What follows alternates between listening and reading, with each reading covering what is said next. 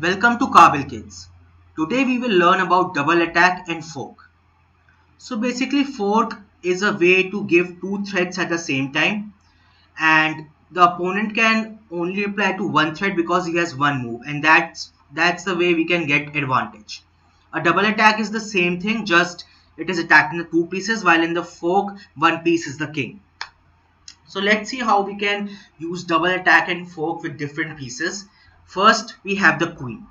So we have this position on the board, and as you can see this pawn is about to queen. So we need to stop that, and also we need to capture the rook. So for that the straightforward move is queen to e2 check. We are giving a check and also attacking the rook on f3. No matter where the king moves or if the rook comes in between, we will just capture the rook. So suppose the king moves to d7, we will simply capture the rook on f3. And at the same time we are stopping the pawn from promoting. So we will win the game. Let's see another example of queen giving a double attack or a fork.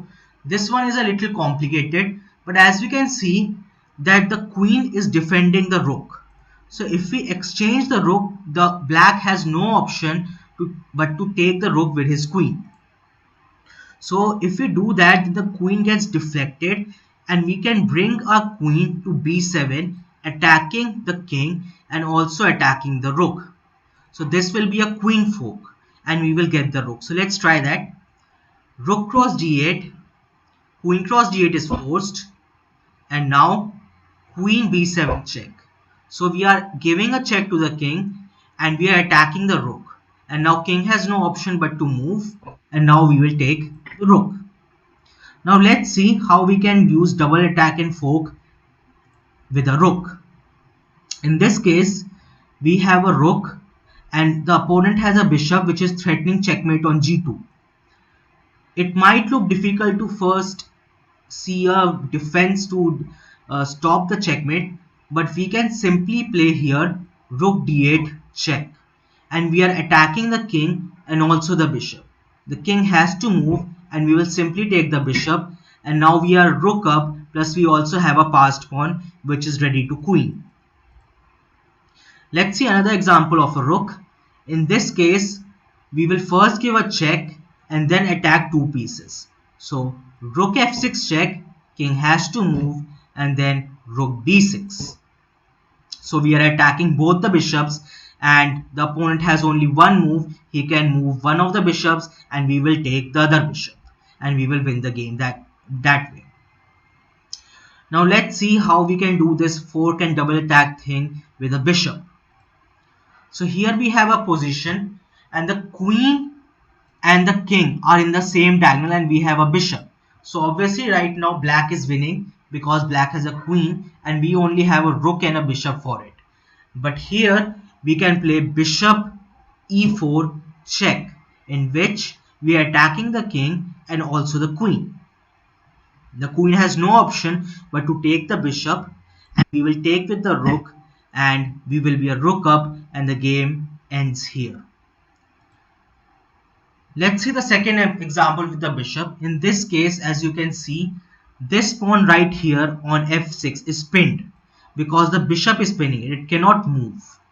That's why we can play here rook cross e5, which will force the black king to take with this pawn on d6. Remember, this pawn on f6 is pinned by the bishop. So when he takes that pawn on e5, we place our bishop on b5, b4, and we attack both the king and the rook.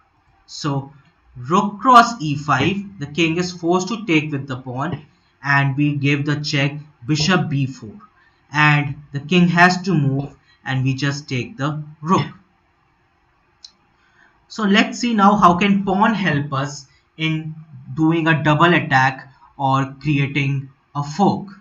So in this case it's very simple and straightforward. We can see two rooks are one file apart and we have a pawn on the d file. We'll just push the pawn and both the rooks are attacked. Black only has one move and he can save one of his rooks, and we will take the other rook. Let's see another example of the pawn. This example is very interesting. At the last we gave a fork with the knight, but the first two moves are with the pawn. As you can see, the knight and the king are very near, and the pawn is between them, between the two files. So here what we can do is we can push the pawn, and now we are attacking the knight and also the king. So the thing is that if the king moves away, then we get the knight. So the king has to take. And now we give up another pawn by playing c4 check. Again we are attacking the knight and also the king. The king has no option but to take the pawn.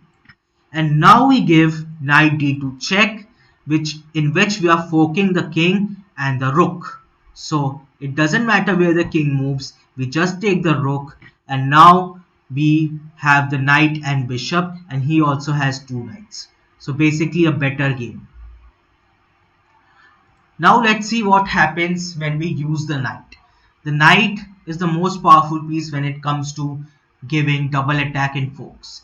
In this case, the h7 pawn is pinned by the rook because the pawn cannot take on g6, and we will use that fact and play knight g6 check. So the pawn cannot take our knight because the rook is pinning it, and the king has no option but to come forward. And now we will take the queen, he'll take our knight, and we'll take with the rook, and now it's an easy checkmate. So white will win this game. Let's see another example of a knight where it gives double attack or a fork. This is a very interesting example in which we will bring the king forward and then give a fork to win the rook. So what we will do is we will play a forcing move, which is queen cross c7. What's happening here is if the king goes back, then we can place our queen to c8 and it will be a checkmate. So black has no option but to capture the queen. So black does that, and then we have the move knight d5 check. Again forking the king and the rook. It doesn't matter where the king moves, we just take the rook, and now just see, we are a knight up and these pawns are ready to be pushed and become queen and just win the game simply. Not only these pieces, the king can also give a double attack. In this position you can see that opponent has a knight and a bishop, and a king, knight and bishop together are enough for black to checkmate the white king, which means right now white is losing. But we have this excellent move here right now, king d4, which is attacking both the bishop and the knight, and the black side has only one move, so it can save only one piece, and that way we can capture the other piece and the game will end in a draw. I hope you found the content insightful.